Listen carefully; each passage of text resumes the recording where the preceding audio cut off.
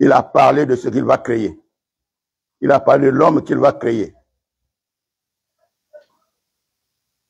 Par amour.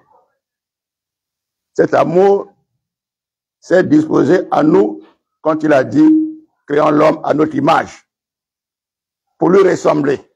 Donc pour causer avec lui, pour être toujours avec lui. Et sur la terre et dans les cieux. Toujours avec lui. Mais pour la plupart, nous sommes nés comme des animaux. Oui. Après la naissance, bon, chacun veut faire ce qu'il entend.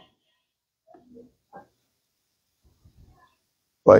Or, les parents ont une responsabilité. Voilà pourquoi il a dit ce passage de l'Écriture dans Deutéronome chapitre 6, versets 4 à 5.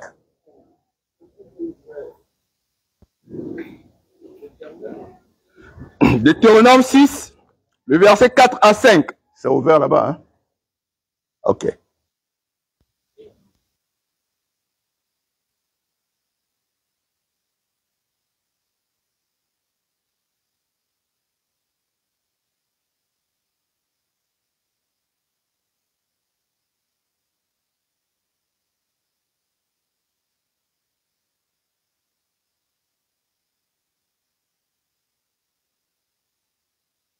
Versets 4 à 5, frère. Il faut écouter ici. Je lis le verset 4 à 5. Comment? Je lis le verset 4 à 5. Non, non.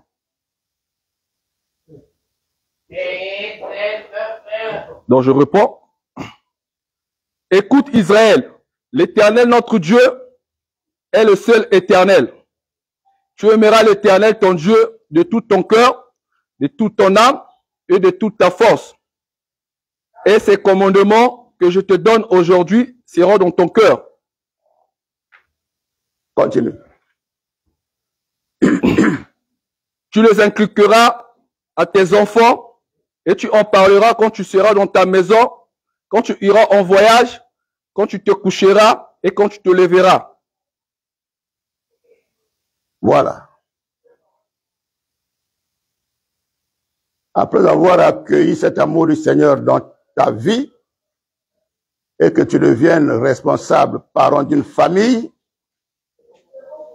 tu dois veiller à l'éducation des enfants selon ce que tu as reçu du propriétaire de la vie, qui est le propriétaire de ta vie à toi et qui est le propriétaire de la vie de tous tes enfants et de tous ceux qui te sont à charge partout. Si quelqu'un ne t'écoute pas, il n'écoute pas Dieu. C'est très important.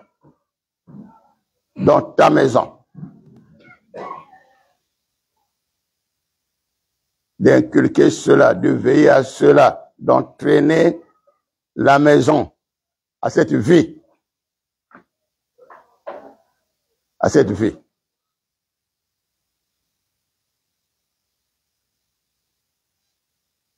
Le Seigneur m'a appris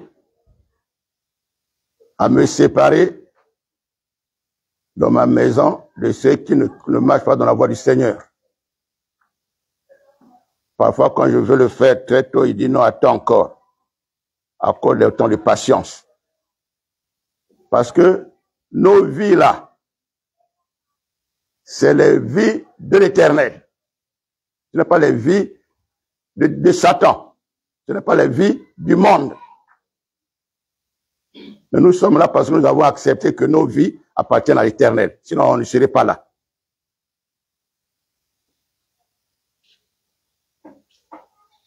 Si nos vies appartiennent à l'Éternel, pourquoi nous mettons pied dans ces maisons où lui, il nous entraîne pour nous encadrer, pour nous enseigner, pour nous communiquer sa vie là, nous donner la vie avec abondance, nous sanctifier, et que quand on arrive dans les maisons sociales, on oublie ça, on refuse de l'écouter et de lui obéir.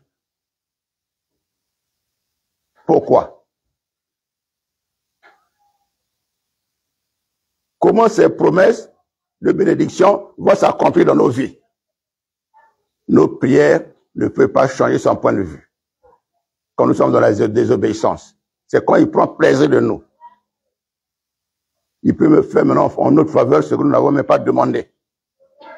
Il peut faire en notre faveur ce qui se présentait comme quelque chose de mauvais. Il transforme ça en bien pour nos êtres.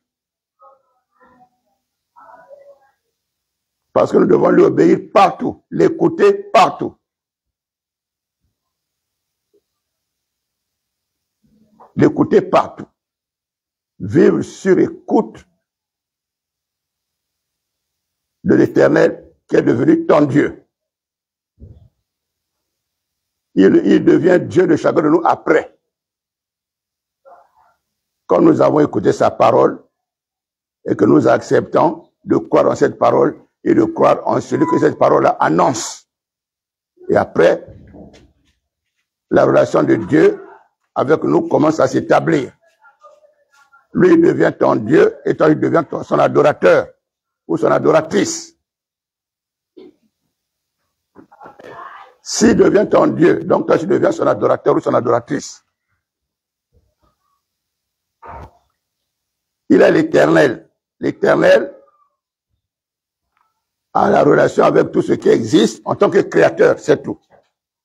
C'est son nom. Maintenant, la notion de Dieu a la relation avec toi si tu as déjà écouté sa parole et tu as accepté cette parole-là.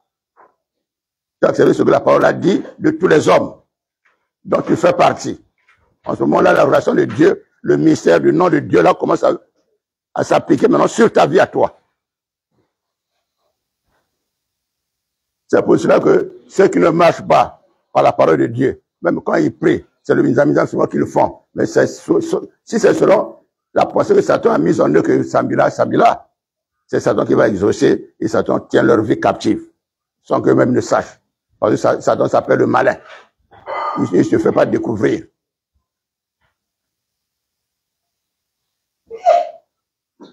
Or, si l'Éternel s'appelle ton Dieu, lui, il cherche dans ton cœur si tu marches selon sa parole, si tu accueilles sa parole, si tu vis selon lui.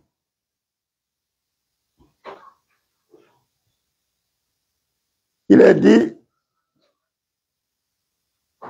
l'Éternel est le seul Dieu. Il est le seul Éternel aussi. Le vrai Dieu, il est le seul Éternel, il n'y a pas deux. Tous les autres dieux, si les autres dieux-là ne s'appellent pas éternels, donc c'est des faux dieux. Éternel veut dire, il n'a jamais, personne ne l'a créé, il n'a jamais commencé, il n'a pas de fin, il est toujours le même. Voilà l'Éternel. Est-ce que ton Dieu est comme ça? Est-ce que ton Dieu c'est celui-là? Pour qu'il soit ton Dieu, est-ce que tu as déjà reçu sa parole? La parole prêchée, pas la parole qu'on lit soi-même, non. La parole que ceux que lui l'a envoyé sur la terre pour prêcher, ont prêché.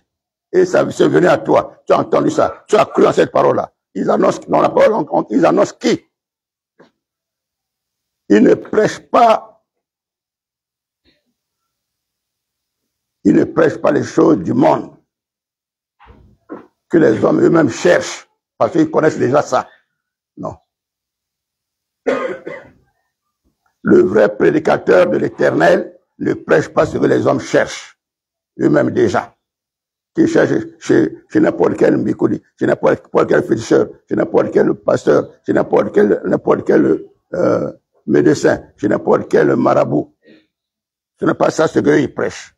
Les vrais envoyés du Seigneur l'Éternel.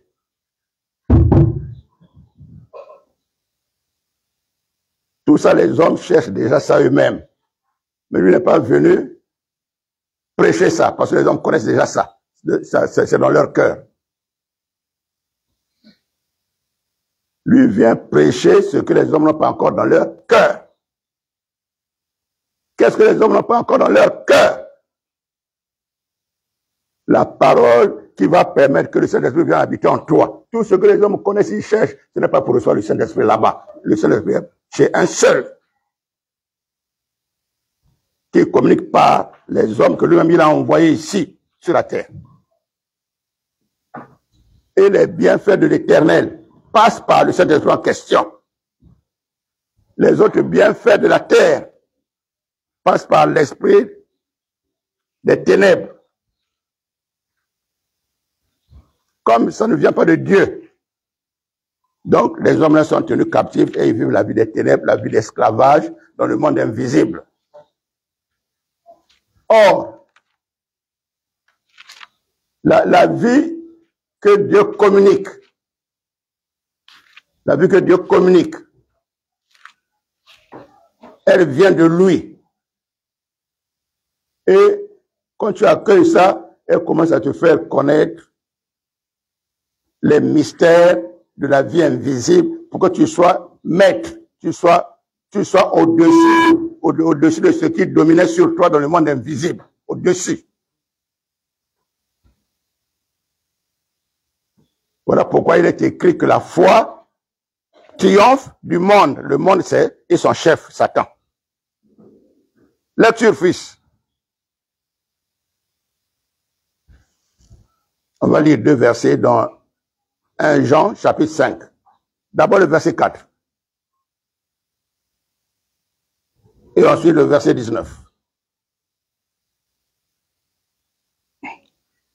« 1 Jean 5, le verset 4.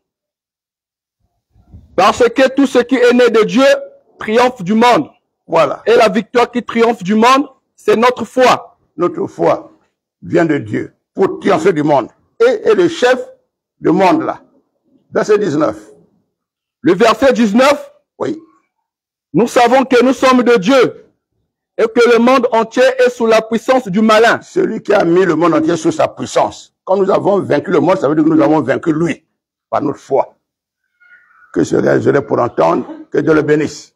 Que cela serait pour entendre, que Dieu le bénisse. Voilà. Alors, je vais appeler le frère Georges pour 15 minutes ici. Selon ce que le Seigneur a mis à ton cœur. Pour nous le partager. Tu peux venir. Viens.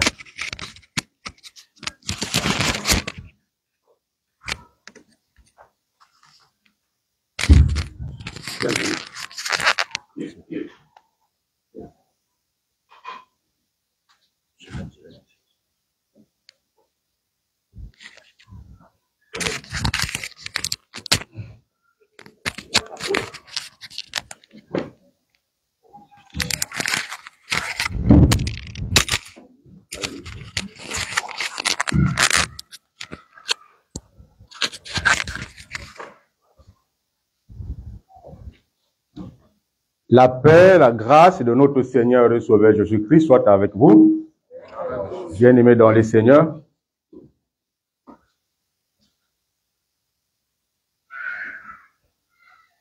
Une fois de plus, nous bénissons notre Dieu, lui qui est au-dessus de toutes choses. Lui qui sonde nos cœurs, nos reins, et lui qui a sa main puissante sur nos vies. Bien-aimés dans le Seigneur, nous allons partager un peu quelque chose que le Seigneur a mis dans... Il nous a donné comme pensée. On va le partager ensemble. Et quand nous vous regardons, il y a comme un rayonnement sur vos faces. Quand nous vous regardons ici, c'est comme s'il y a un rayonnement sur vos faces. C'est comme vos faces brillent. Et ce n'est pas un fait d'hasard. Ce n'est pas un fait d'hasard. Ce que nous allons partager ce matin, c'est quoi? Bien-aimés dans le Seigneur, voyez le nombre que nous sommes ici. Qui de lui-même, par sa volonté, a quitté sa maison pour dire que non, moi je dois aller à la rencontre du Seigneur? Qui de nous est parti de lui-même, depuis sa demeure, et venir en ce lieu par sa propre volonté? Si ce n'est pas le Seigneur qui a touché nos cœurs, nous tous ici présents. Il nous a touché les cœurs, nous tous, afin de répondre à sa sainte divine convocation. Parce qu'il est mieux. Il est vraiment bon que nous restions ensemble. À son écoute dans son assemblée des saints. Vous savez, notre Maître Jésus-Christ, étant homme sur terre quand il marchait,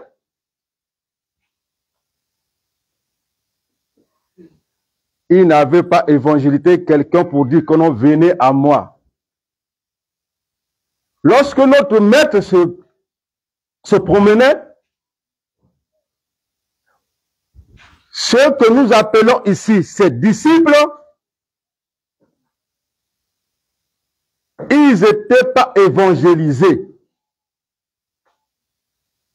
Ce que nous appelons ici des disciples, ils n'étaient pas évangélisés, mais bien aimés dans le Seigneur. Mais nous savons tous ici que Jésus-Christ, fils de l'homme, Jésus-Christ, fils de Dieu. En fait de compte, en lui, il avait la plénitude de Dieu. Tout était en lui. Et lorsqu'il marchait au bord de la mer, bien aimé dans le Seigneur, qu'est-ce qui s'est-il passé? Il a vu Pierre. Que nous connaissons tous que Pierre fut un grand pécheur. Pierre fut un grand pécheur. Mais le Seigneur a dit à Pierre, laisse tes filets sur moi. Pierre n'avait pas hésité. Bien aimé dans le Seigneur, Pierre n'avait pas hésité. Pierre n'avait pas posé des questions dans son cœur, mais pourquoi m'appelle? Moi je fais ma pêche, je me dis de partir. Pierre n'avait jamais dit ça. Pierre a laissé le filet et il a su le Seigneur Jésus-Christ. Il a su, sans poser de questions, sans se demander qui est-il, il est qui. Non! Il s'est mis à suivre Jésus-Christ. C'est là où je vous ai dit que les apôtres n'étaient pas évangélisés. Il a suivi. Parce que Jésus-Christ est Dieu. Il avait tout ce pouvoir en lui. Et lorsqu'il te parlait, ce n'est pas lui, c'est Dieu qui parlait en lui, par le Saint-Esprit, par l'Esprit qui était en lui, et ensuite ça se communique directement avec toi, et voilà que tu le suis. Mais ce n'est pas ce que nous sommes aujourd'hui. Nous écoutons la parole. Nous sommes évangélisés. Mais nous ne faites pas ce que le Seigneur veut que nous devons faire. Bien-aimés dans le Seigneur. Bien-aimés dans le Seigneur. J'ai dit tout de suite, quand je vois les faces ici, nos faces, ça rayonne là. Parce que le Seigneur nous aime tous ici. Parce que le Seigneur veut que nous ne devrons pas encore rester comme ce que nous étions avant. Parce que le Seigneur veut que nous devons le suivre, marcher selon ses commandements, marcher selon ses préceptes. Bien-aimés dans le Seigneur. Bien-aimés dans le Seigneur. Suivons le Maître. Suivons le Maître. Mon bien-aimé, pouvez-nous prendre Matthieu 9, 9? Prenons Matthieu 9, 9. Matthieu 9, 9. le verset 9. De là, étant allé plus loin, Jésus vit un homme assis au lieu des péages et qui s'appelait Matthieu. Il lui dit, suis-moi. Cet homme se leva et le suivit. Merci. Vous comprenez? Matthieu, il fit à son poste de travail. Matthieu fit à son poste de travail. Mais le Seigneur de passage le voit. Il dit à Matthieu, Lève-toi sur moi. Laisse. Laisse sur moi. Mais il n'avait pas posé de questions. Il s'est mis debout, il a su le Seigneur. Mais bien, mais pourquoi nous raisonnons trop avec le Seigneur? Pourquoi nous ne laissons pas conduire par le Seigneur? Il nous a dit qu'il est parti, il nous a pas laissé orphelins. Il y a le Saint-Esprit qui est là, présent, ici, dans nos vies. Il nous conduit, le Saint-Esprit, parce que ce que je parle en ce moment précis, ce n'est pas moi, mais c'est pas moi qui vais vous convaincre, c'est le Saint-Esprit. Cet Saint-Esprit est en nous, à nous tous ici. Bien-aimés dans le Seigneur. Personne étant humain ne fait personne. Jamais. Ne nous confions pas à l'homme que nous sommes là, que nous sommes. L'homme que nous sommes. Ne nous confions pas à l'homme. Confions-nous à Jésus-Christ par le Saint-Esprit. C'est lui, c'est le Saint-Esprit qui nous conduit. C'est le Saint-Esprit qui nous appelle à être assis ici. Écoutez, c'est le Saint-Esprit, c'est pas autre chose. Bien-aimé dans le Seigneur. Paul a assis, le Seigneur dit, viens sur moi. Il est parti. Il a laissé ses biens, il a laissé l'argent. Ben, mais on peut vous faire un petit témoignage. Nous ne glorifions pas personne, mais nous parlons aussi de la foi de cette personne-là.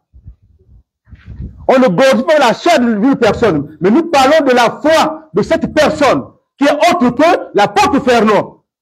Ben, nous le connaissons tous ici, c'est un ingénieur.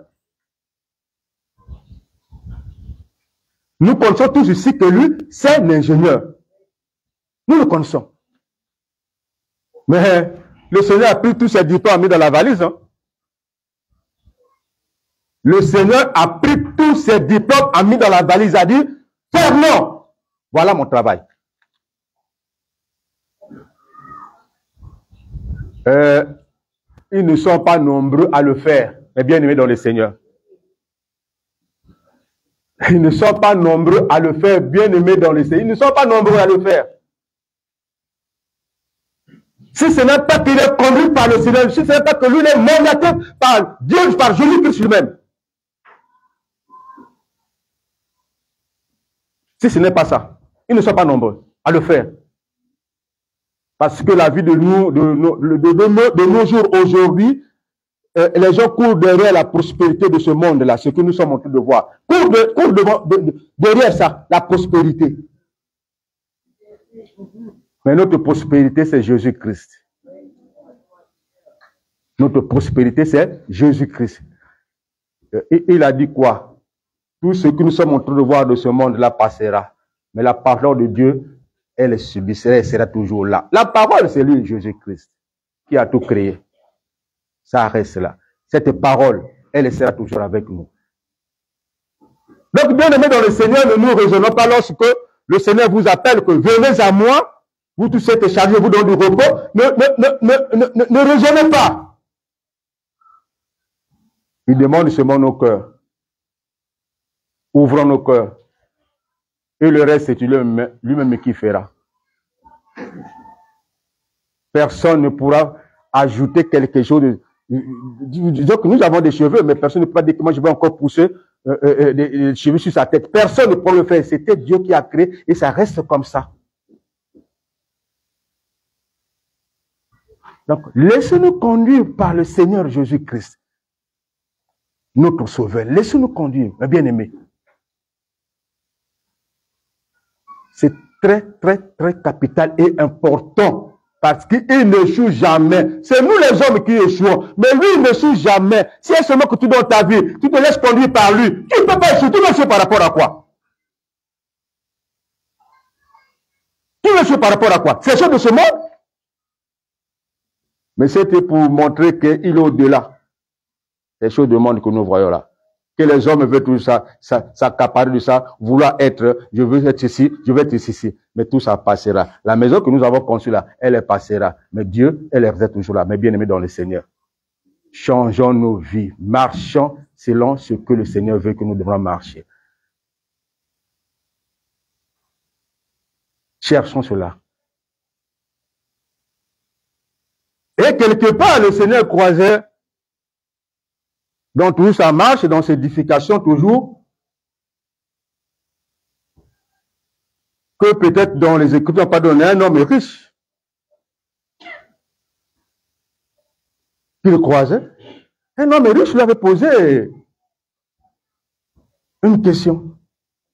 Comment je dois faire pour hériter le royaume des cieux? Mais le Seigneur lui a donné des réponses. Nous ne pouvons pas partir jusqu'au début, nous n'avons que 15 minutes, nous ne pouvons pas partir jusqu'au Marc 8. L'homme est riche. Marc 8. Mais prenons le verset, Marc 10 plutôt. Prenons le verset 21, si je ne me trompe pas. Le verset 21. Marc 10, le verset 21. Jésus l'ayant regardé, l'aima et lui dit, il te manque une chose. Va, vends tout ce que tu as, donne-le aux pauvres, et tu auras un trésor dans le ciel. Puis viens et suis-moi. Lis encore le verset 22. Mais, affligé de cette parole, cet homme s'en alla tout triste, car il avait des grands biens. Bien-aimés dans le Seigneur, vous venez d'écouter ce que la parole dit et ce que le Seigneur avait dit à ce riche, lui qui voulait hériter le royaume des cieux. Mais avant cela, le Seigneur lui avait dit, tu veux hériter le royaume des cieux? Le Seigneur lui a dit, il faut que vous devrez respecter le commandement. Tu ne tueras point. Tu ne diras des fausses paroles à tes frères. Tu ne commettras pas d'adultère. Mais le frère là répondait au Seigneur que tout cela, il a accompli ça. Il le respecte, il est obéissant en tout. Mais lorsque le Seigneur lui dit de vendre ce que tu as comme les biens pour que tu puisses me suivre, mais notre frère là, il était resté triste. Pourquoi il était triste? Parce que c'est le bien de ce monde-là vraiment qui l'ont emporté. Oui. Et il voit les biens de ce monde. Mais si je veux suivre le Seigneur, mais je vais perdre ce que moi j'ai là. Voilà comment nous raisonnons avec le Seigneur. Il a cherché à aller au royaume des cieux. Le Seigneur, qui est le chemin, la vérité et la vie, lui a dit non. Oui, respecte ça. Oui, je respecte cela. Mais vends tout ce que tu as sur moi. Mais bien, voulons-nous être aussi comme cet homme-là? Je ne pense pas. Parce que toutes ces choses-là sont périssables. Toutes ces choses-là resteront. Lorsque nous, le Seigneur retire son souffle de vie en nous, et quand nous sommes inertes là, est-ce que on voit encore ces biens-là? Quand nous partons dans ces fosses-là, avec notre dernière maison là, pour la chair, la maison pour la chair, pas pour nous. Nous autres là, non. Ça, c'est pas notre maison. Nous autres là. Ça, c'est pas notre maison. Mais pour la chair là, on va te mettre avec ces immeubles que tu as construits, avec ces beurs, c'est quoi que tu as. Rien de tu ne partiras pas avec ça, tu partiras seul. Seulement le corps là qui partira. Tout ça restera. C'est pour cela, mes frères, ne raisonnons pas avec le Seigneur. Il nous appelle. Partez comme il nous appelait. Parce que s'il nous appelle, il sait que nous, là où nous sommes, là, nous sommes des gros pécheurs. Hein? Mais il t'appelle, viens. Il sait ce qu'il va faire sur toi. Ne raisonnons pas. Il saura, il sait, le Seigneur sait ce qu'il va faire sur toi. Rien n'est impossible à celui qui croit, qui donne sa vie à Dieu. Rien n'est impossible. Rien n'est impossible. Rien n'est possible à celui qui croit. Mais bien aimé dans le Seigneur, voilà un peu la pensée que le Seigneur a mis dans mon cœur ce matin pour que nous nous partagions avec vous par la grâce de Dieu. Que toute la gloire revienne. Gloire à Dieu. Gloire à Dieu.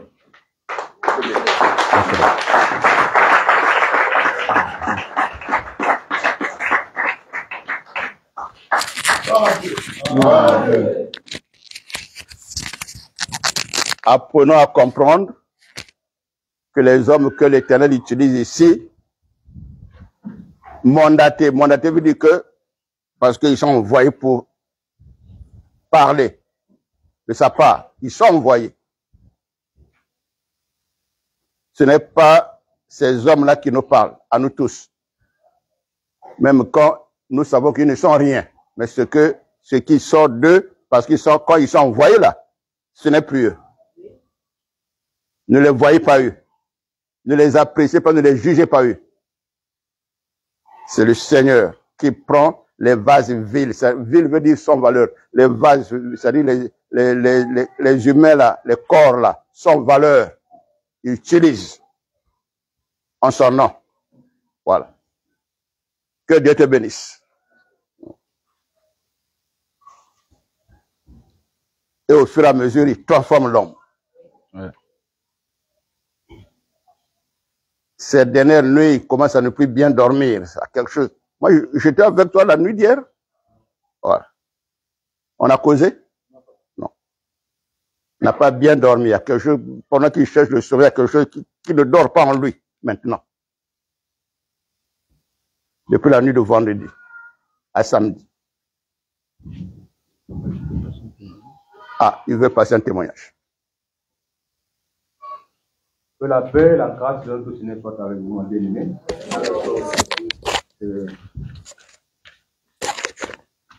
Attends le micro là.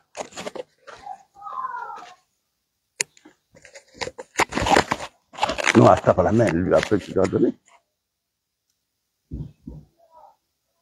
C'est un témoignage, comme notre Père par la foi vient de le dire, et notre sœur aussi, la sœur Brigitte, elle est là. Comme témoin. Comme témoin, bien sûr.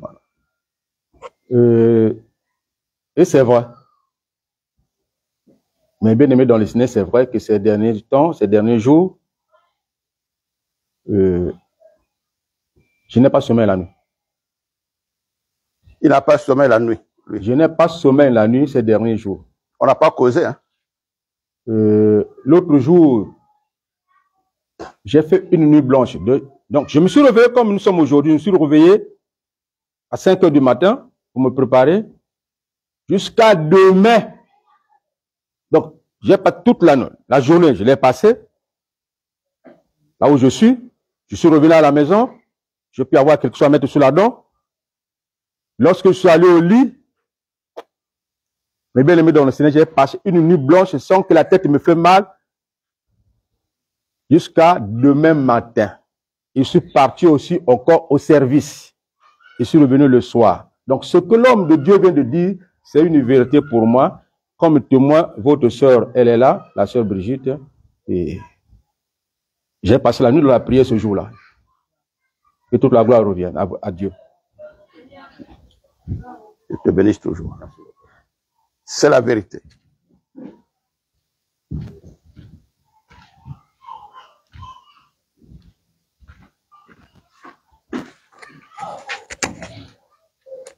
C'est la vérité.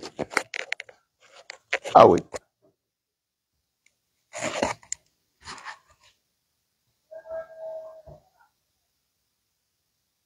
Le Seigneur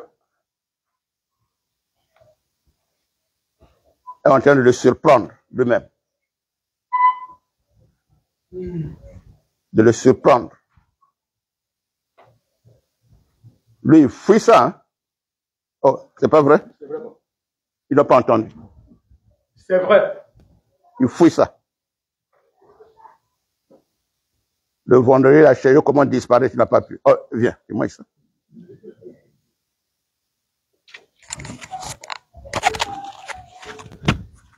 À ma droite.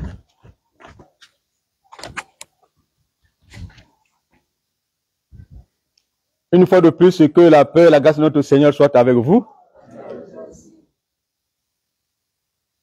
Bien-aimés dans le Seigneur, c'est difficile. Et quand nous marchons par la chair, c'est très difficile. Ce 6e jour de la semaine, ça dit le vendredi. Le vendredi, le jour du culte. Après, là où je me débrouille, je suis arrivé à notre heure de rassemblement ici. Quand nous sommes arrivés, bon, il n'y avait pas tellement assez de frères et sœurs. Mais de l'autre côté, j'ai vu un groupe à part. Dans ce groupe-là, se trouvait aussi l'homme de Dieu. Ils étaient en famille. Après avoir fini le chantier, fatigués qu'ils étaient là en train de se reposer avec l'homme de Dieu. Je rentre, je vais de l'autre côté, je ressors, je vais dehors, je m'assois sur la moto, en train de prendre un peu de l'air. Je dis, bon, on attend les frères. Et voilà l'homme de Dieu qui laisse là où il se trouvait, il s'est mis debout. Il s'est mis debout. Il vient vers moi. Frère Georges, il dit, papa, tu es là-bas? Il dit, oh, papa. Il dit, tu es là-bas. Il dit, papa. Moi, il dit, tu es là-bas. Et mes frères, je vous le dis sincèrement, c'est comme si je voulais disparaître, mais je ne pouvais pas. Je voulais disparaître. Par la grâce de Dieu, dit, bon, le Seigneur conduit-moi. Je suis allé là-bas. J'ai pris mon portable. J'ai essayé de fouiller dans les Écritures. Et le Seigneur me conduit dans la foi. Et c'est ce que nous avons prêché le vendredi. Donc sinon, je devais disparaître. S'il y avait un mot de disparaître, je devais disparaître. Mais je ne pouvais plus. J'avais déjà la corde au cou. Que le Seigneur vous bénisse. Très bien. Comment tout enfant de Dieu doit marcher par le Saint-Esprit? On rappelle ceci. Romains 8, verset 14. C'est important d'y revenir toujours. C'est notre vie de tous les jours. C'est cet enseignement-là que nous devons appliquer dans notre existence de chaque jour-là. Lecture. Romains 8, le verset 14. Oui. Car tous ceux qui sont conduits par l'Esprit de Dieu sont fils de Dieu. Tous ceux qui sont fils de Dieu doivent être conduits par l'Esprit de Dieu. Ne te laisse pas conduire toi-même. Tu n'es pas avec Dieu. Même si tu vas dans les églises, tu n'es pas avec Dieu. Quand tu laisses conduire toi-même.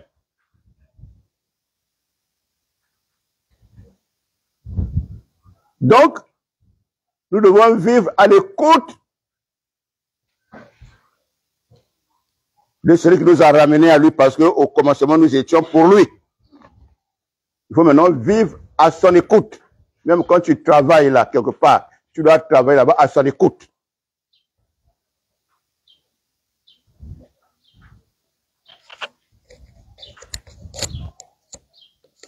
Si tu continues à prendre les décisions toi-même, à décider des choses toi-même, donc le Dieu de ta vie, c'est ton cœur là, ton propre cœur. Ce n'est pas le vrai Dieu.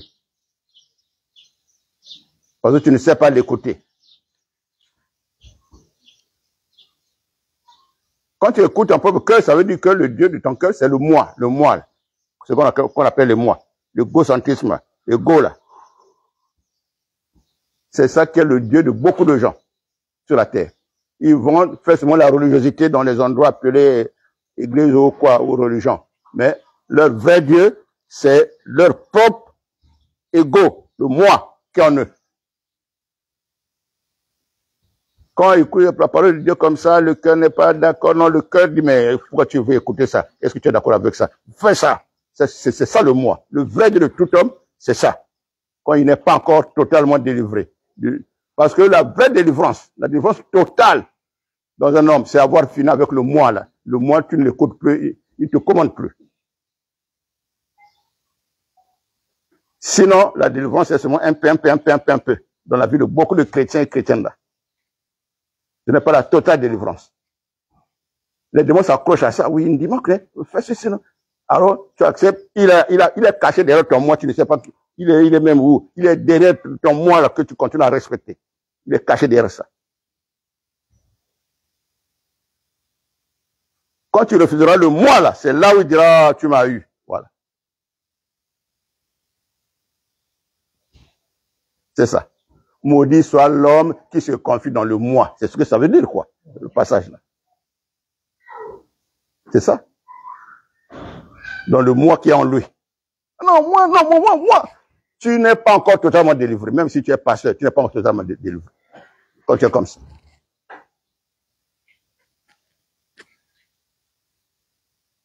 Donc, si tu veux être totalement délivré, tu t'examines. Est-ce que j'ai encore des privilèges personnels? Si on touche mon nom, là, on m'a provoqué. Là, on a touché à ma vie, ainsi de suite. Je n'aime pas ça. Au lieu de dire, je fais ce que le Seigneur n'aime pas que je fasse. Donc, je vais laisser. Je cherche ce que le Seigneur veut qu'il soit en moi. C'est ça que je cherche. Mais si tu dis, c'est moi, tu n'es pas encore en train de marcher avec le Seigneur. Tu n'es pas encore conduit par le Saint-Esprit. Tu es conduit par tes désirs personnels. Ah, aujourd'hui, je parle un peu à l'église. Ah, aujourd'hui, je cherche un peu les enfants de Dieu. Ah, aujourd'hui, je cause un peu avec un tel. Ah, aujourd'hui, je cause un peu avec une telle. Ça, c'est ton cœur. Ça, ce n'est pas encore le Saint-Esprit. Le Saint-Esprit n'est pas comme ça. On vit avec le Saint-Esprit par obéissance à la voix du Seigneur. Gloire à Dieu. Si ce n'est pas par obéissance, si c'est par désir, donc ton cœur elle-même dans ce désir, ta chair elle-même aussi dans ce désir. Donc, tu dois examiner. Est-ce que c'est par obéissance que je fais ceci? Est-ce que c'est par soumission à l'autorité de mon Seigneur que je fais cela? Voilà. Est-ce que ce n'est pas un désir personnel, un penchant personnel, une passion personnelle? Est-ce que ce n'est pas par orgueil personnel? Oui. Très, très important. Donc, il s'agit d'écouter la voix de celui qui est devenu ton Dieu. Écoutez. Vivre sur écoute de sa parole. Écoutez. Voici,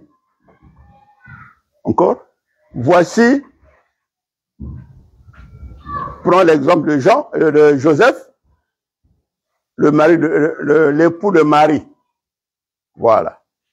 De qui devait naître le Fils de Dieu dans la chair. Le Sauveur. Prenons un passage. Matthieu chapitre 2. On va lire à partir du verset 1. Je vais lire.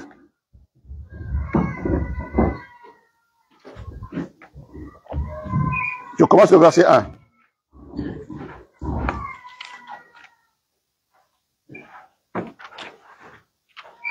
Matthieu chapitre 1. Non, chapitre 2, pardon. Je commence au verset 1. Chapitre 2, Matthieu 2.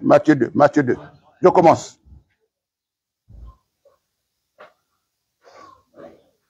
Le Sauveur étant né à Bethléem en Judée, au temps du roi Hérode, voici les occultistes, les magiciens d'Orient arrivèrent à Jérusalem et dirent, où est-ce que le roi, voilà, le roi des Juifs vient de naître? Le roi des Juifs est déjà né. C'est où? Oh, déjà.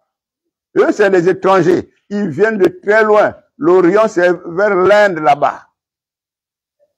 L'Inde est en Orient. D'accord?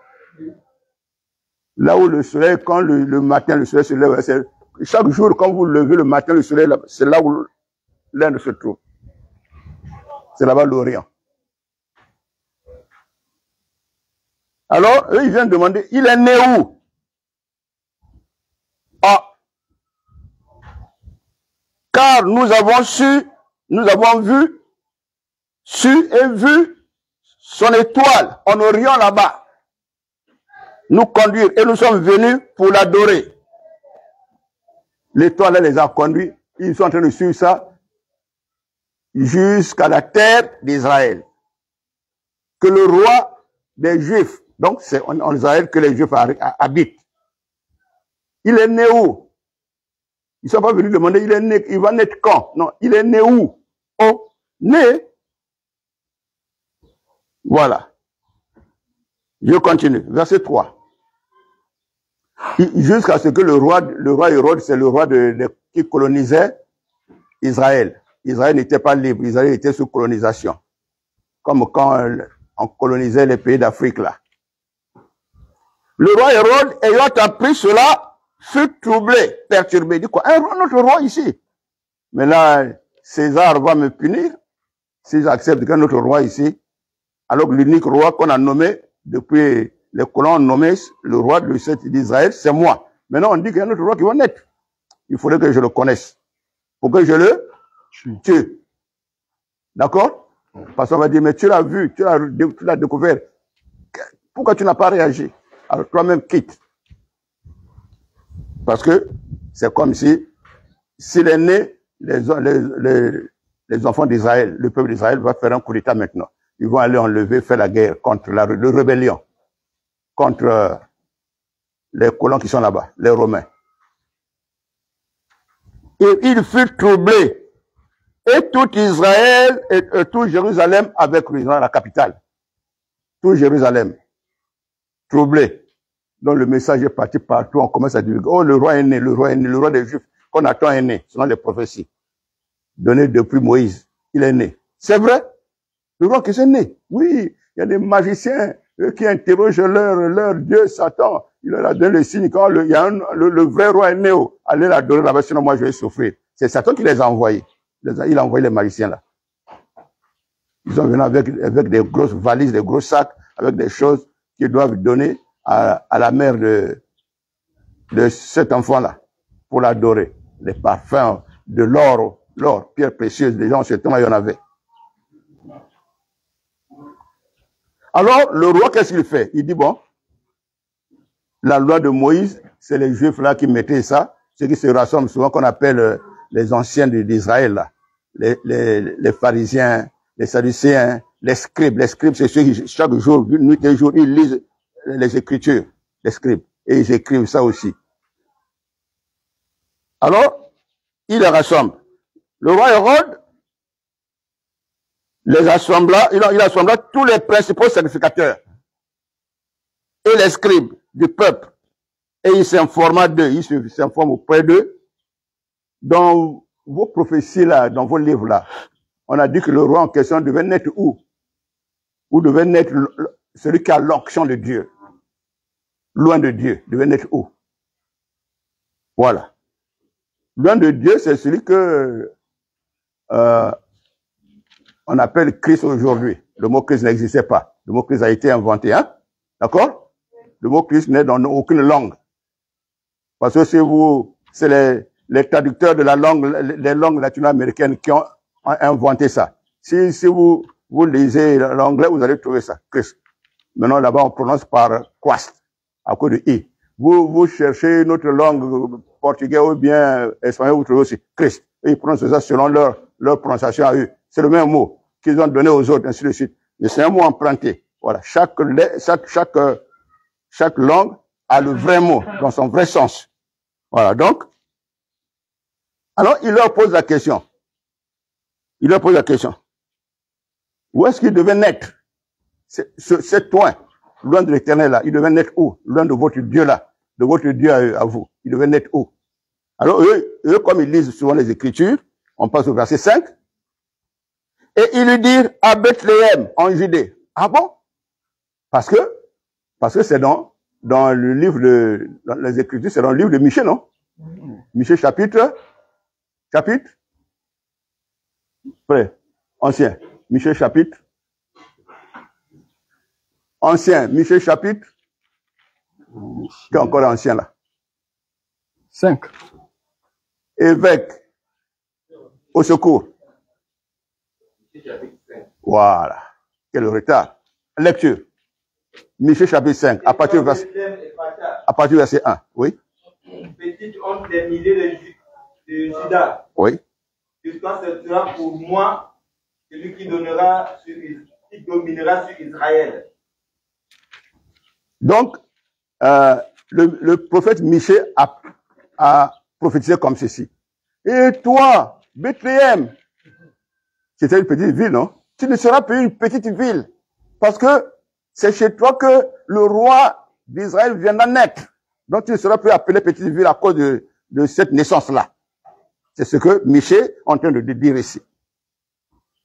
Donc, eux, ils ont retenu comme ça, ils sont allés répondre au roi. Oui, le passage en question, c'est ça. Il naîtra à Bethléem. Parce qu'il a dit que Bethléem, tu ne seras plus une petite ville. À cause de sa naissance. D'accord? Voilà. Ok? C'est comme Tamanzasi comme ça. Oh, Tamanzasi, tu ne seras plus une petite ville. Oh. Quand le roi va naître là-bas, est-ce que je serai encore appelé petite ville? Non? Ok. Je continue. Donc, après, verset 5, il dit ceci. Ils lui dirent, à Bethléem en Judée, parce que voici ce qui avait été écrit par le prophète Michée. Et toi, Bethléem, la terre de Juda. Juda, c'est la région, hein, comme la terre du Kouelo. D'accord? Voilà. C'est sûr que tu n'es plus une petite ville entre les plus grandes villes de Juda. Pointe-Noire. Quelle autre grande ville de Kouelo on est de Pointe-Noire? Luango. Luango, c'est une ville. Ville. Ah. Ville. Pardon? Quoi? Ah, vous dites c'est le Kouelo, non? Hein? Oui. Bon, est-ce qu'il y a une autre ville plus grande que Mvoti, en dehors de Pointe-Noire? Pardon?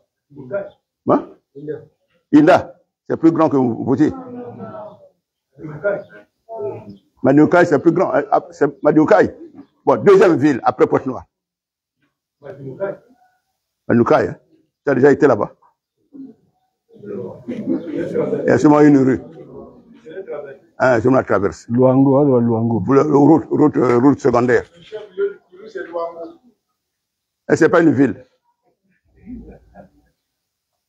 On cherche des villes. Comme il est écrit ici.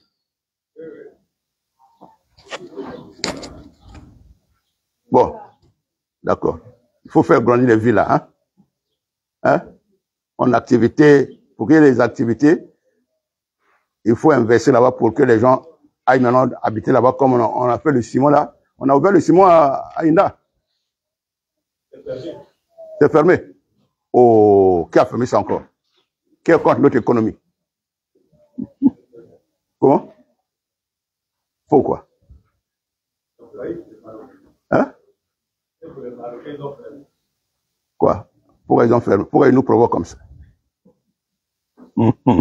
Alors on continue. Bon, je reprends. Hein? Donc, ils lui disent, c'est à Bethléem en Judée, parce que voici ce que dit le prophète Michée. Et toi, Bethléem, terre de Juda, c'est sûr que tu n'es plus la plus petite ville entre les plus grandes villes de Juda, parce que c'est de toi que sortira un chef qui sera au-dessus d'Israël, mon peuple. Ça, c'est la prophétie que Dieu a mise dans la bouche de Michée. Le roi écoute ça, il dit, ah bon? Donc c'est vrai, il y a un roi. Il appelle les magiciens, venez. Moi aussi, j'aimerais adorer. Si vous le trouvez, vous revenez ici pour me dire là où vous l'avez vu. Pour que moi aussi, je parte là-bas l'adorer. C'est pour envoyer les soldats aller tuer le bébé. D'accord? Voilà. Alors, eux, ils sont dit, d'accord, nous allons revenir. Après avoir entendu, le roi, bon, je vais d'abord lire ça, verset 7. Hein. Alors, le roi Hérode fit appeler en secret les magiciens en question, en secret. Et ils s'enquirent auprès d'eux, soigneusement. Depuis combien de temps l'étoile en question qu'ils sont en train de suivre brillait? C'est depuis combien de temps? Il a causé avec eux. Puis, il les envoya à Bethléem. Il dit, partez dans la ville en question, Bethléem, en disant, allez et prenez des informations exactes sur le petit enfant. Quand vous l'aurez trouvé, faites-le moi savoir, afin que moi aussi, moi-même, j'aille l'adorer. Voilà. Après avoir entendu, après qu'ils aient entendu le roi, après avoir entendu le roi, ils sont partis. Et voici l'étoile qu'ils avaient vue en Orient marchait devant eux. D'accord? Voilà. Jusqu'à ce que, étant arrivé au-dessus du lieu où était né le petit enfant, l'étoile s'arrêta. Ah, l'étoile ne continue plus, donc c'est là. L'étoile est devant là-bas. Ah, l'étoile ne bouge plus. Allons-y, allons vite. Donc c'est là-bas. Quand ils vont là-bas, ils trouvent aussi cette étoile-là. Voilà, continuons un peu encore. Quand ils aperçurent l'étoile, ils furent saisis d'une très grande joie, c'est-à-dire que leur voyage a réussi. Ok? Ils entrèrent dans la maison sans hésiter. Coco. Ils virent le petit enfant avec Marie sa mère et se prosternèrent et l'adorèrent. Marie étonnée. Oh! Parce que c'est habillé avec de grande tenue. Hein? Ah! Ils ouvrirent ensuite leur sac. Ils lui offrirent des cadeaux, de l'or, de l'encens, de la myrrhe. Puis, ils passèrent un moment là et la nuit, Dieu envoie un ange dans le songe pour leur parler. Donc, puis divinement avertis en songe de ne pas retourner vers Hérode, ils regagnèrent leur pays par un autre chemin. Pendant ce temps, le roi attend leur retour. Donc la nuit, un ange de la part de l'Éternel est venu leur parler. Ne retournez plus par là-bas. Ils ont fui. Hérode attend. Mais allez vérifier un peu pourquoi ils ne reviennent plus. L'adoration en question dure combien de temps? Hein? Voilà. Faut suivre, hein? Verset 13. Lorsqu'ils furent partis, voici, un ange du Seigneur apparut en songe maintenant à Joseph, le père de l'enfant, et dit, lève-toi, prends le petit enfant et sa mère, puis fuis en Égypte, en Afrique, et reste là-bas jusqu'à ce que je te parlerai. Parce que Hérode cherchera le petit enfant pour le faire mourir. Donc, Dieu a parlé à Joseph, il dit, qu'est-ce qu'il a dit à Joseph? Lève-toi. C'est-à-dire que le temps est venu, maintenant là. Lève-toi veut dire, fais-le maintenant. D'accord? Vous écoutez? Voilà. Vous suivez? Fais-le maintenant. Lève-toi. Donc, écris là-bas en gros caractère. Titre, lève-toi. Lève-toi. Vous avez déjà entendu le Seigneur vous dire, lève-toi. Mais vous ne savez pas écouter ça et vous ne faites rien. Tout le monde ici. Et la chose ici ne pourra plus s'appliquer ni s'accomplir dans votre vie. Parce que vous avez refusé le lève-toi qu'il a dit que maintenant. Lève-toi veut dire, tu n'attends plus les jours, c'est maintenant. Donc, quand vous avez une pensée qui brûle en vous pour le Seigneur, vous reportez, je reporte en le lendemain, j'attends le mois prochain, attention, vous ne savez pas écouter Dieu. Vous savez écouter votre propre cœur. Et vous montrez à Dieu que votre propre Dieu, c'est votre cœur. C'est ça qui est votre Dieu. Oui. Parce que si on vous dit, oh, pourquoi tu as cherché ce jour moi-même, n'est-ce pas? Non, c'est le moi qui est en train de répondre, c'est moi. Le chef de la vie, là, c'est moi. Moi-même veut dire le chef, c'est le propriétaire de la vie. Le propriétaire de la vie, là, dont l'homme s'appelle moi. D'accord? N'est-ce pas? Voici ce que Dieu a dit. Deuxième commandement. Le deuxième commandement, c'est quoi? Premier commandement. Tu aimeras, tout ton amour sera pour Dieu. D'accord? Voilà. Maintenant, deuxième commandement. Comme tu sais aimer toi-même, là, que l'amour là soit maintenant pour envers ton prochain. Si l'amour là n'est plus pour toi-même, tu ne peux plus ni te chamailler avec un autre, ni te quereller avec un autre, ni avoir les points avec un autre, ni vous diviser avec un autre. C'est ça, parce que l'amour là n'est plus pour toi, c'est pour aimer les autres avec ça. Oh, vous savez. Non, moi. Souvent, ceux qui ne savent pas aimer, là, c'est eux qui disent, oh, ici, il n'y a pas d'amour. Oh, ici, on n'aime pas les autres. Ici, on n'aime pas les gens. Oh, c'est le démon qui est dans le cœur, le haine, là, qui dit ça. C'est ça. Souvent, c'est ça. Quand tu as si l'amour qui est en toi pour les autres, tu ne cherches même pas ce qu'on t'aime, c'est Dieu qui t'aime. Si Dieu n'a pas mis dans l'autre, pourquoi tu vas aller dire, oh, pourquoi tu ne m'aimes pas? Pourquoi tu ne m'aimes pas? Comment? Est-ce que vous comprenez? Celui qui n'aime pas, il se plaint, oh, il m'a même parlé de moi, Ça montre que votre cœur n'a pas d'amour pour les autres. C'est ce que ça veut dire. Votre amour qui est en vous est pour vous-même. C'est ce que ça veut dire. C'est là où le mot égoïste arrive. Égoïste veut dire le moi, là, qui est le chef de la vie. Égoïste veut dire le moi et c'est le nom. Le nom égoïste, c'est le nom du moi. Que le moi, c'est mon chef. C'est ce que ça veut dire. Oui. Si Dieu me dit qu'un tel a dit ça sur moi, je ne te donnerai jamais raison. Jamais. Comme la sœur Kani qui a son témoignage là. Oh, vous voulez seulement donner la raison sur moi un tel, pourquoi? Si tu cherches chez Dieu, Dieu te montre que c'est toi qui n'as pas d'amour. Tu ne sais pas supporter les autres. Il a dit que l'amour supporte tout, non? Oui. Mais ton amour en toi ne sait pas supporter les autres. Il sait seulement te supporter toi-même. Vous avez ma belle supporter qu'à Yomoko. Vous avez ma lame supporter qu'à Yomoko. Donc c'est toi. Tu n'as pas d'amour pour les autres. Quel est le premier commandement que Dieu a donné aux hommes? Ne pas t'aimer toi-même. Aime Dieu de tout ton cœur, parce que c'est lui qui t'a créé, donc ton amour qu'il a mis en toi, c'est pour l'aimer avec ça, et tu refuses. Oh non, Dieu ses commandements sont trop durs. Ah bon? Maintenant qu'il t'a créé. Oh, aime, maintenant, après tu aimes les autres. Oh non, il a trop de défauts. Ah bon? Voilà. Tu ne vas plus l'aimer. Qu'est-ce que le Christ, notre Seigneur, a donné comme commandement? Je vous donne un commandement nouveau. C'est quoi? Il a dit, aimez-vous comme vous-même. L'amour qui est en toi, aime l'autre avec ça, l'autre aussi, ce qui est en lui, et il t'aime avec ça. Voilà. Aimez-vous les uns les autres comme je vous ai aimé. Il a dit, il n'y a pas de plus grand amour que de donner toute sa vie là et son amour pour vous. Il n'a pas gardé un peu d'amour chez lui-même, non. Lis ça. C'est vrai? Jean 15, rapidement, frère. À partir du verset 13. 13 à 15. Sinon, je lis moi-même ici.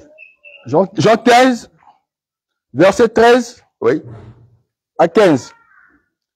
Il n'y a pas de plus grand amour que de donner sa vie pour ses amis. Reprends. Vas-y. Reprends. Il n'y a pas de plus grand amour que de donner sa vie pour ses amis. Voilà, bon, ça va déjà. Oui. C'est ça. Donc, je continue en Matthieu ici. Je n'ai pas fini. Donc, Dieu a dit à Joseph, lève-toi, parle avec l'enfant et sa mère en Égypte, en Afrique. D'accord? Voilà. Je reprends le verset 13. Lorsqu'ils furent partis, donc des magiciens là, voici un ange du Seigneur apparut en songe à Joseph et dit, lève-toi, prends le petit enfant et sa mère, fuis en Égypte et reste là-bas jusqu'à ce que je te parlerai.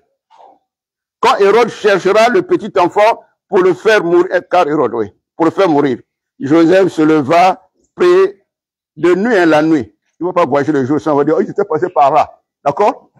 Voilà. Comme il y a des voyages de nuit, lui, il choisit la nuit. Joseph se leva, prit de nuit le petit enfant et sa mère et se retira en Égypte. Il resta là jusqu'à la mort d'Hérode.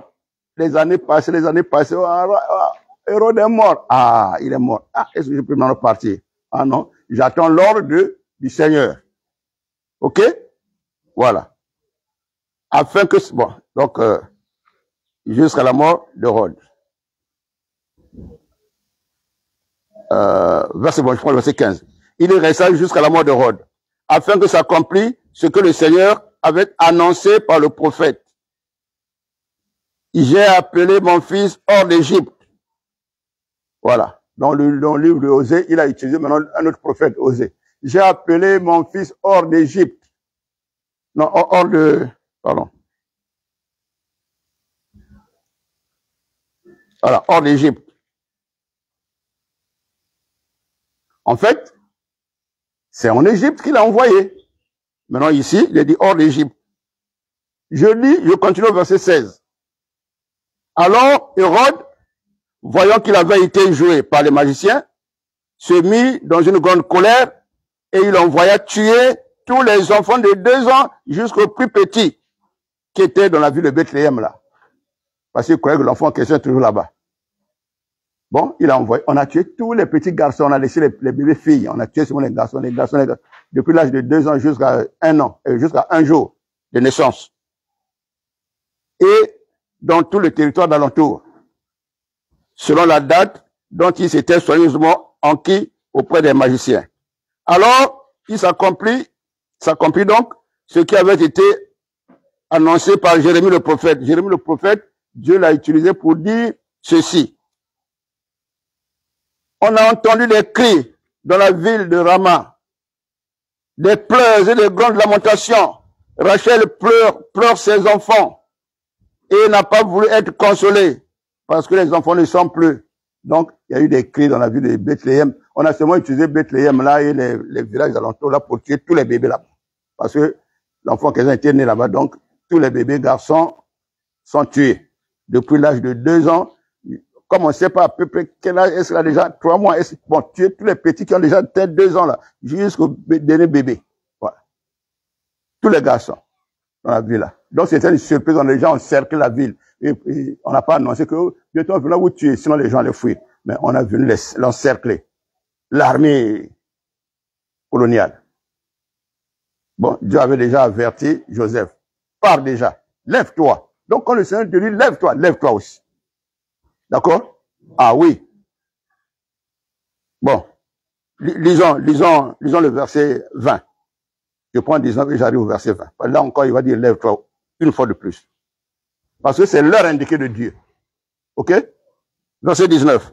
Quand Hérode fut mort, voici, un ange du Seigneur apparut encore en songe à Joseph, en Égypte, et dit, lève-toi, prends le petit enfant et sa mère, et va dans le pays d'Israël maintenant. Parce que ceux qui en voulaient à la vie du petit enfant sont morts. Alors Joseph, il se lève, il vient, il traverse, il voyage, il repart dans la terre d'Israël. Il dit, mais je vais aller habiter avec l'enfant dans quelle ville? Écoutons ça. Il se renseigne. Mais les rois là, ils sont morts, mais maintenant, c'est maintenant quel chef là-bas? On lui dit que le chef, actuellement, c'est le fils de celui qui était mort, le roi là. Il dit, oh! C'est toujours eux, n'est-ce pas? Écoutons ça. Verset 19 et verset 21. Joseph se leva, prit le petit enfant et sa mère, et alla dans le pays d'Israël. Mais, ayant appris qu'Archélaüs, c'est le nouveau roi, qu'Archélaüs régnait sur la Judée à la place d'Hérode, son père. D'accord? C'est le fils d'Hérode, qui est maintenant là-bas comme roi. Il dit, ah, c'est le même. Alors, lui, qu'est-ce qu'il fait? Il n'est venu habiter ni à Jérusalem, là où il était avant, ni à Bethléem, la ville natale. Voilà. Qu'est-ce qu'il dit? Je reprends verset 22.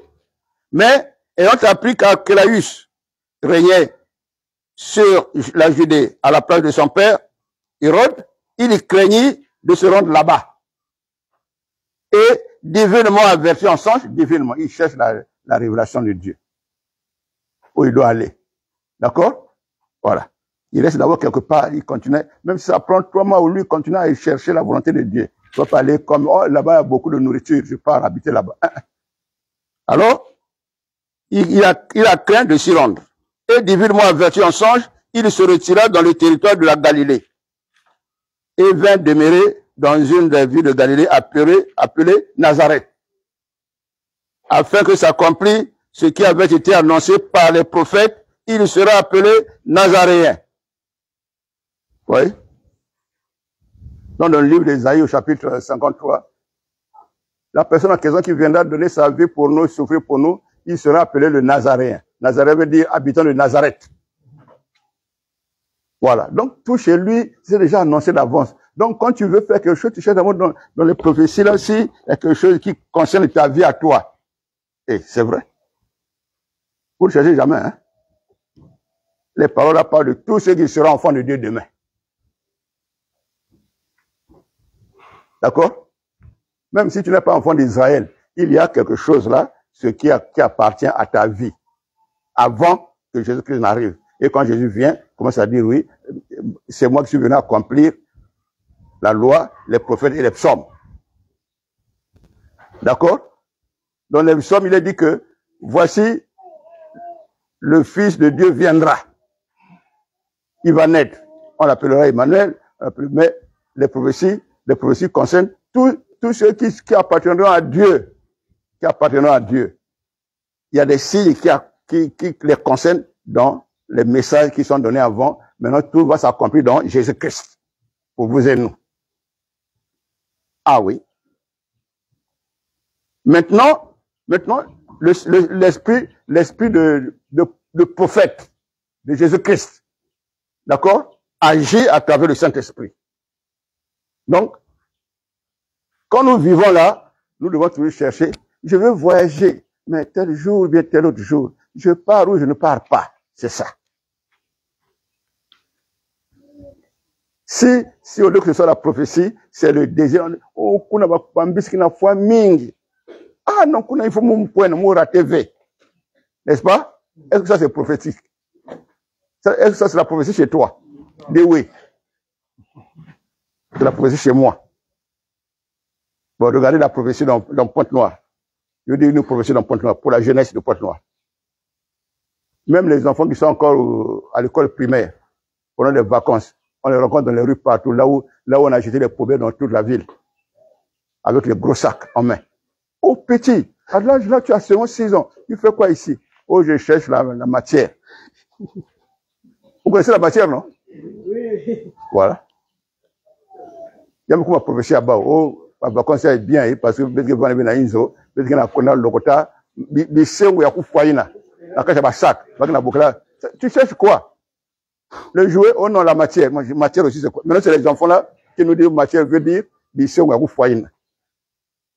Il y a baka qui n'a lutté dans micro, non?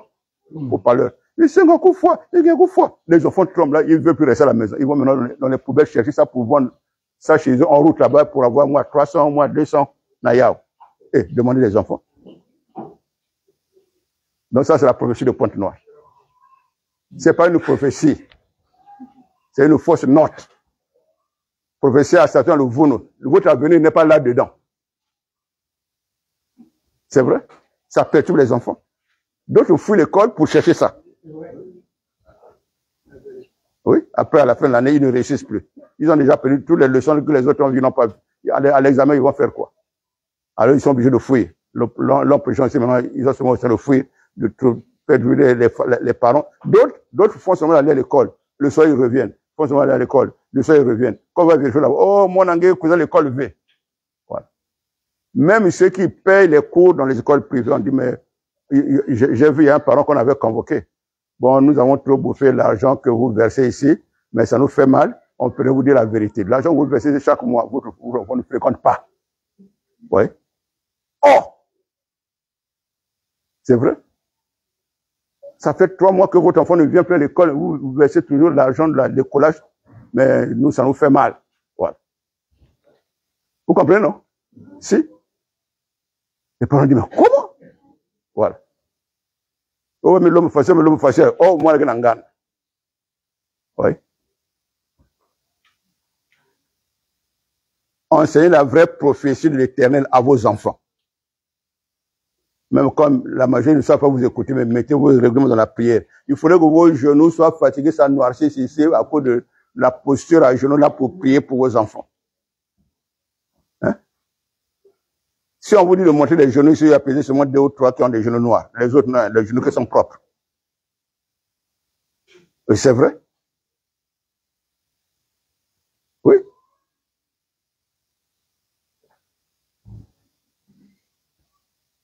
Conseillez vos enfants. Ils aiment trop la mode. On commence à trouver ma couture partout, ma boule mingi. Parce qu'il y a un zam qui dit que na kona souvent parce qu'il y a kaka. Il y a qu'un bon non. Après 2 semaines, bon à kaka. Après 2 semaines, bon à kaka. C'est pas seulement ça. Il y a le frère Joseph, quand il avait encore sa femme, il allait boxer. Les jeunes, ils sont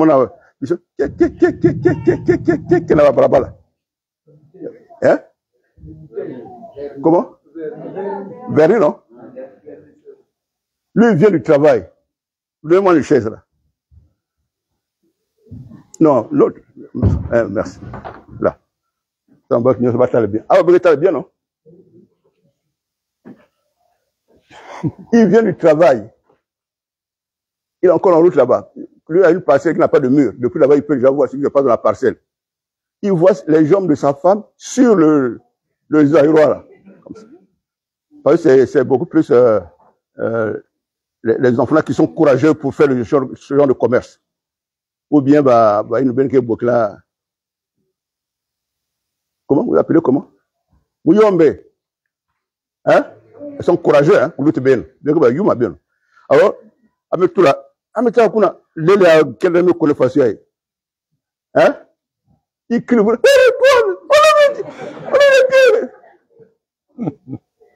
la quinte. Oh, papa, il y a qui manzak. Non, pas comme ça. Vous voyez? C'est pas bien ça. Vaut mieux avoir la quinte, vous dites que tu as mon accouchement là-bas, quinte. Bakala qui ça va bakala. Non. Mais nous, qui dit facilement, mambina. Bien dit. Bien dit. On va trouver la chaise, non? Mais vous avez montré, vous avez du tangé.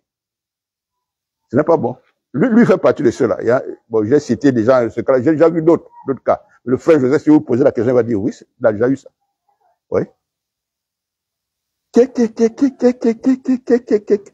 Ça, c'est pour, si tu vois que c'est un homme, ne prends pas. Donc, il cherche les hommes. Cherche une femme. Il y a des femmes qui font ça au marché, non? Oui. Oh, mais chez vous, ça ne vous dit rien. Hein? Non? Parce qu'il faut écouter la voix du Seigneur dans ton cœur. La voix du Seigneur. Vous voyez ce que Joseph a écouté ici pour faire. Lui-même, il pouvait avoir des idées. Oh, mais je fuis par là, je fuis par là. Non. Dieu dit, va en Égypte. Il a choisi le pays. D'accord? Oui. Voilà. Va en Égypte. Il a choisi le pays. Bon. Lisons un passage là, Lamentation, chapitre 2, verset 19, pour voir encore quelque chose. Lamentation, chapitre 2, verset 19.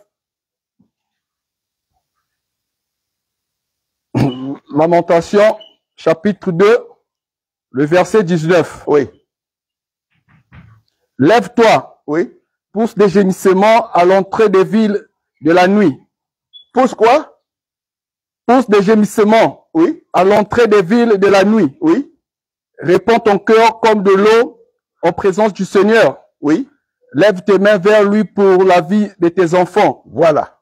Tu meurs de faim au coin de toutes les rues. Voilà. Donc, si va pas se mettre l'autre, famille, problème, jeunesse à bête. Ah, c'est mon talent, dirait, ban mon avenir qu'elle veut, hein? D'accord? Il y a toujours un moment où tu entends une voix te dit, mais lève-toi, qu'est-ce que tu fais? Qu'est-ce que tu attends? Lève-toi, mets-toi dans la prière ou bien humiliation de l'âme ou bien ceci. Hein? Mais il a raisonné. Pour dire, mais il a raisonné. Ah, ça, alors il dit déjà. Hein? Dieu a déjà dit, le ciel est déjà donné. Non, c'est vrai? C'est vrai? Normalement, ça ne doit pas attendre.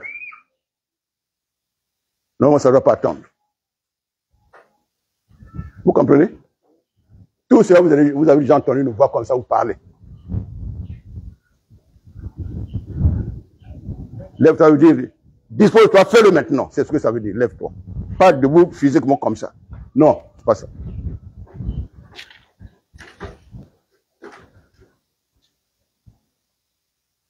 Qui veut témoigner ça? Oh, si, il y en a. Vous êtes toujours hésitant. Vous ne savez pas arracher la bénédiction par le témoignage. Ah oui? Même nous, dans notre marche de chaque jour, dans notre marche là, prenons Jonas, chapitre 1.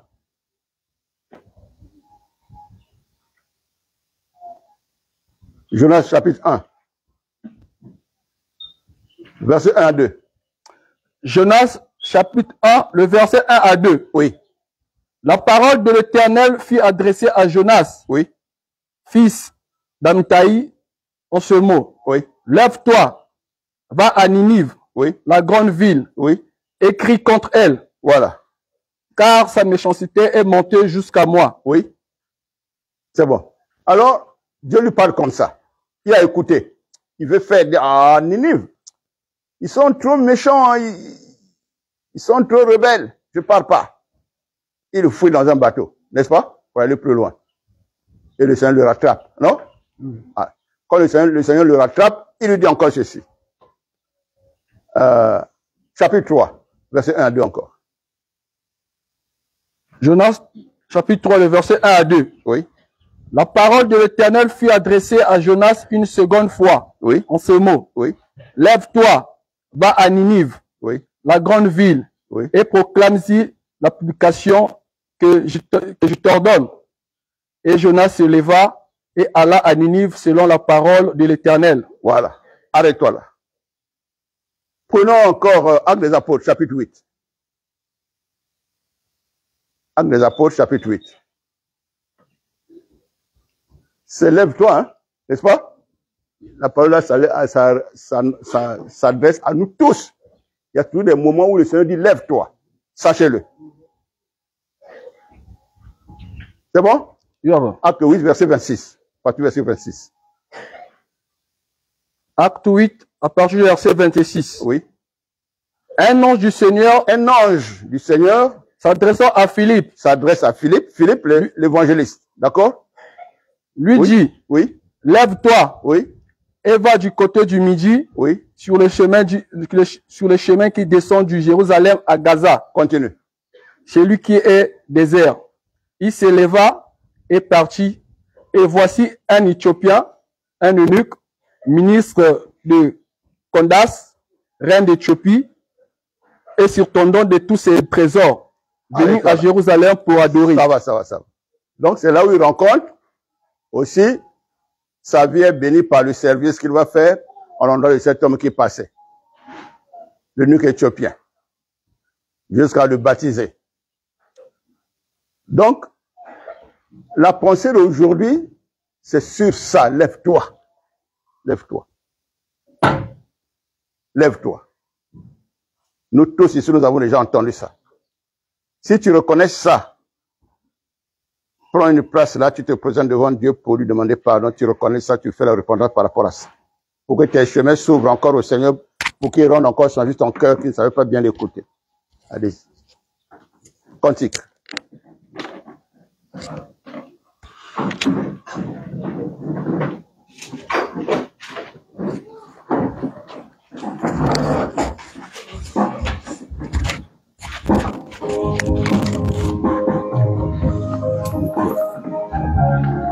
Mais donne-leur ça.